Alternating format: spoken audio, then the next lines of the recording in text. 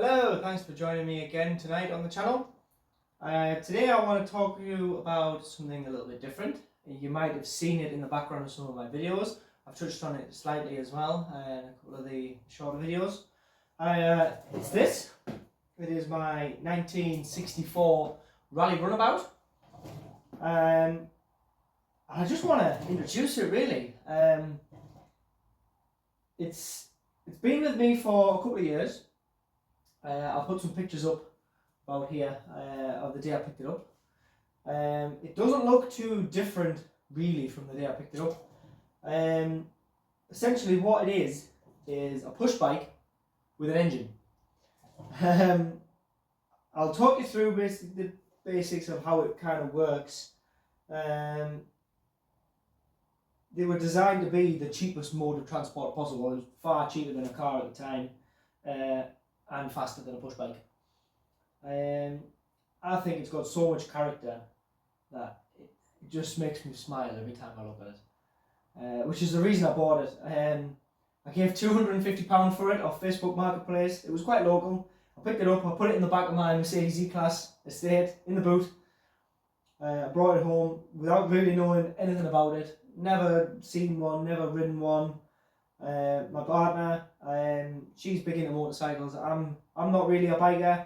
I did ride a KTM once and it was an absolute harrowing experience. I hated every minute of it.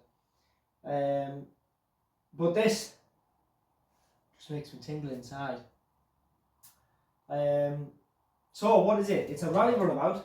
You'll know the name Raleigh because they make push bikes. And really all they did was strap a little 50cc two-stroke engine to the bottom and made it go. It's magic. I've added a few little bits. It wasn't quite complete when I got it. These side panels were missing, that's why they're a different colour. These are actually in primer. We didn't have a HT lead. We didn't have a backlight lens. We had one but it was broken. Backlight lens. The tyres were shot and one of the chains was hanging off. So we've done a little bit of work to it over the couple of years. It's kind of been pushed back and in the corner of the garage and it's spent a little while in the shed. But we found it some time now and we've given it a proper go. It wasn't without its challenges. Some of the parts for these are absolutely unobtainable. I have joined the Raleigh Runabout group online. The owners are fantastic, but that doesn't help when the bits just aren't out there.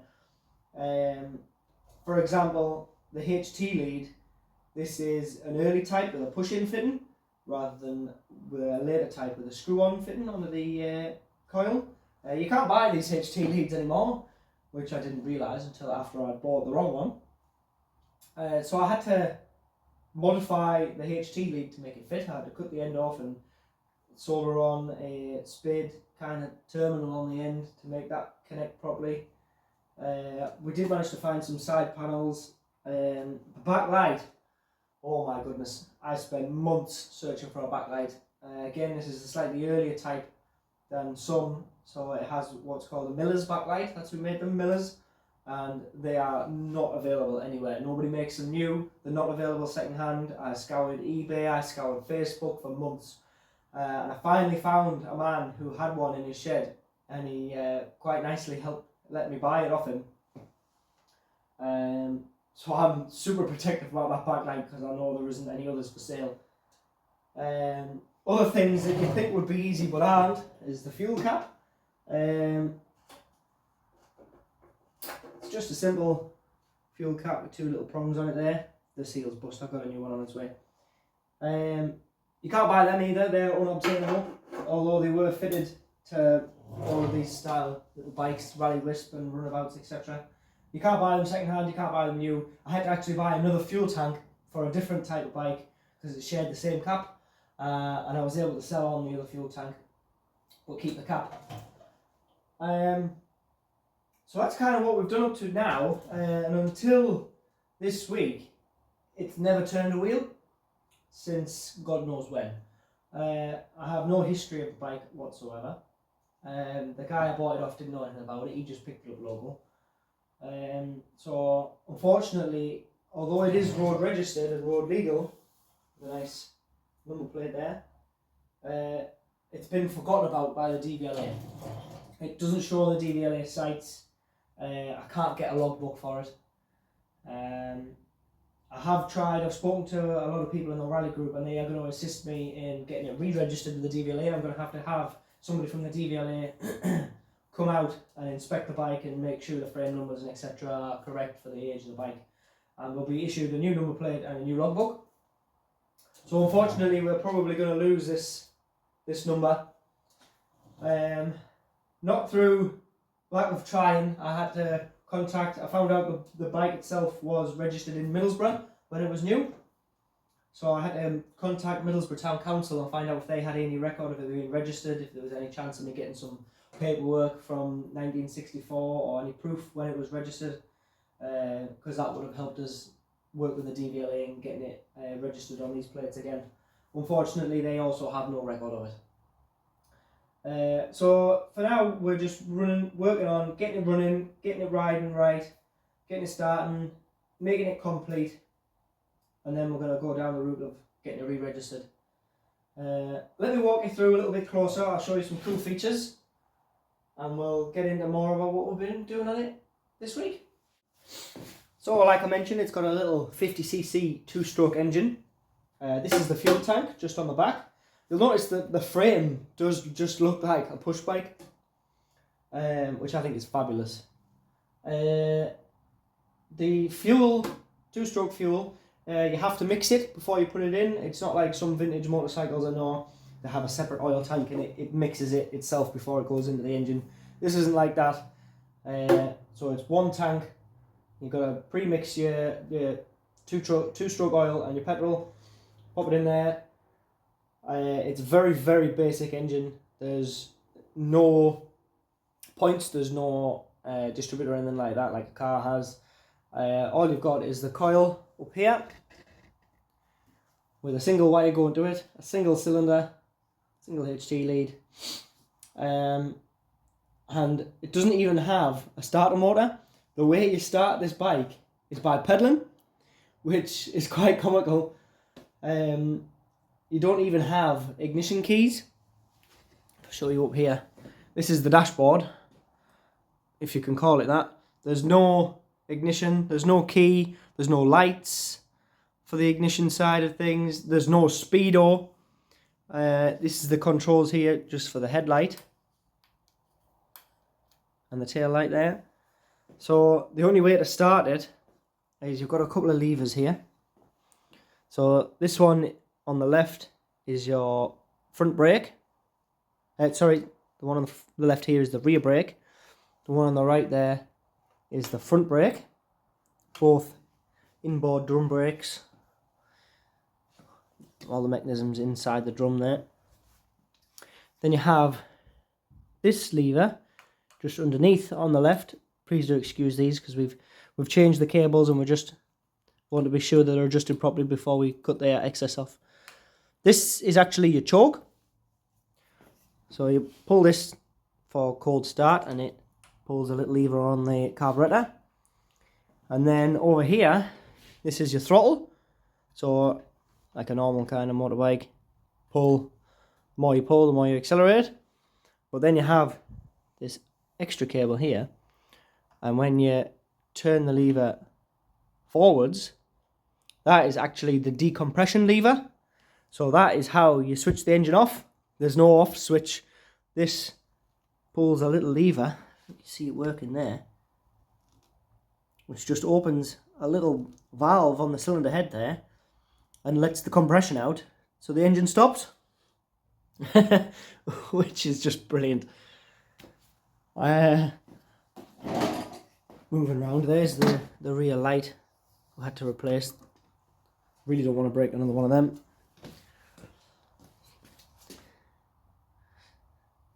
Another thing you might have noticed is it has two chains. So we've got one chain here, which is from your pedals to the rear wheel, like a push bike. And then you've got another chain here, which is from the engine to the back wheel, and you've also got a belt. You see that's quite a short belt, little V-belt in there, which is from the pedals to the engine. But the pedals can freewheel.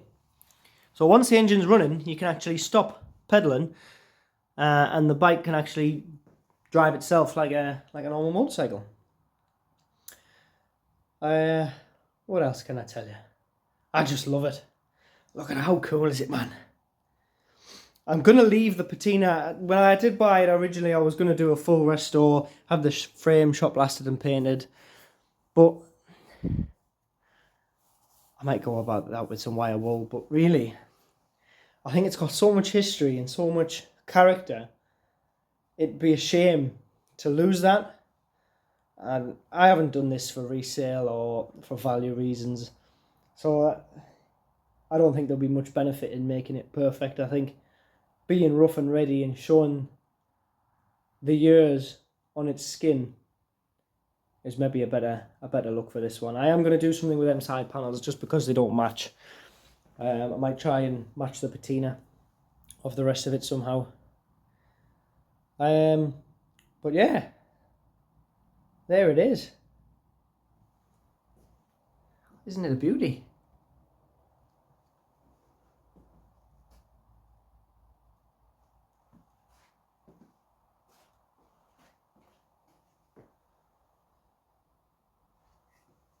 Do have an electric horn with a little switch up here. None of the electrics work until the engine's running. There's no battery. Nothing to go wrong at all.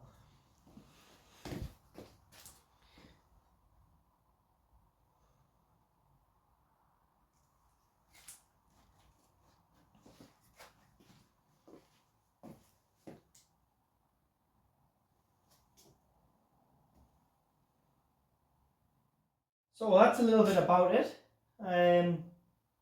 Like I've mentioned, I think this is just absolutely awesome. Anything that's got character, that's cool, that you don't see anymore, I'm all over it like a rash. And the good thing about this is, with it only being a 50cc, it means I can actually ride it on a normal car license. So I don't need to worry about getting me ready to ride it. And essentially, the rest of it's just a push bike. So it shouldn't be too hard to ride, other than getting your head around the torque and the decompression and the throttle and everything.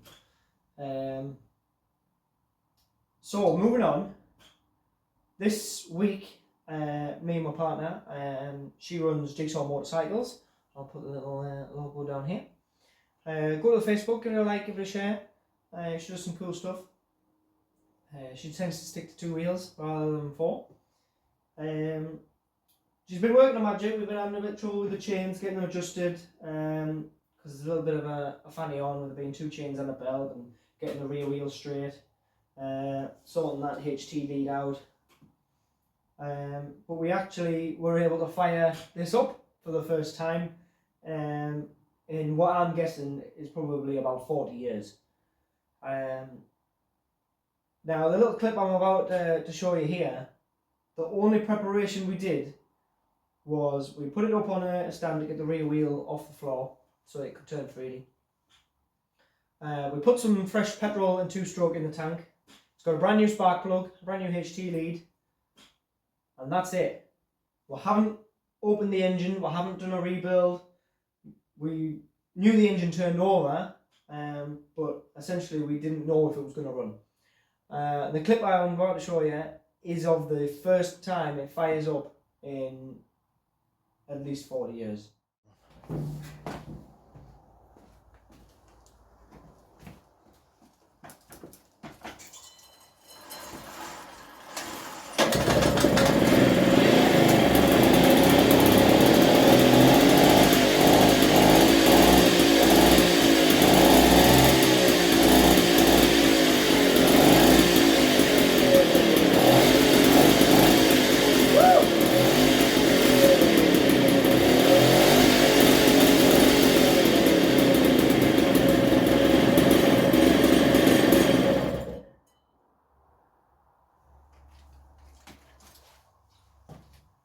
Oh, I love it. Well, there we go. That is just magic. It made me really happy to see that it just ran without not a lot of effort. A little tickle of the choke, a bit of throttle, a good pedal from my legs, and it was away. I think the carburetor does need a little bit of a tweaking because it did cut out just at the end there. It didn't seem to want to idle. But for the best of it, it ran like a good one. And I was going to leave it there. This is going to be the end of the video of what I had planned. But then we had a bit of a break in the weather. So I decided to see if it would actually move under its own steam.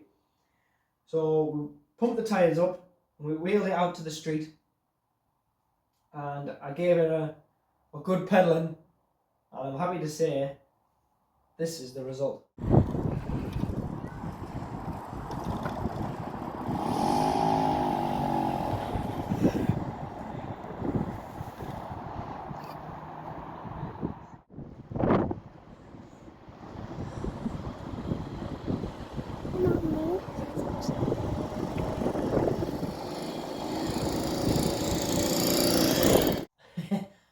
Well, how about that? After so many years sat in a shed, in a barn, in a lock-up, I don't really know where it was, with minimal work, we've managed to get this into a running and driving bike.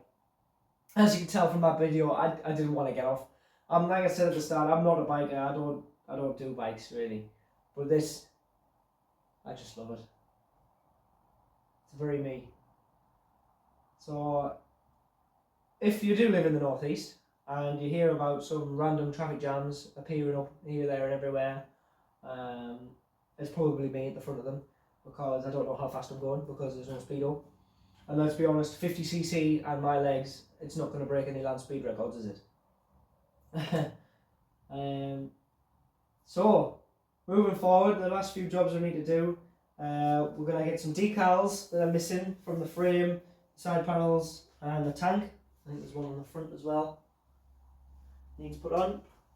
We're going to get some new number plates made. Blank ones, I would like to keep these just for my own personal keepsake and the history of the bike. And then we need to start going about getting it registered with the DVLA. So I will keep you updated. I can't promise there'll be a lot of content on it because there's not a lot of bike. But for me, this is just a bit of fun. Something to go to the shop in to get a pint of milk. Something to kick up and down the street a little bit. So there. I hope you've enjoyed this video of my 1964 Raleigh Runabout. If you do like the video, please do give it a like. Share with your friends. Do please follow because it really helps follow. Really helps me if you follow. It helps the YouTube algorithm reach more people. Yeah,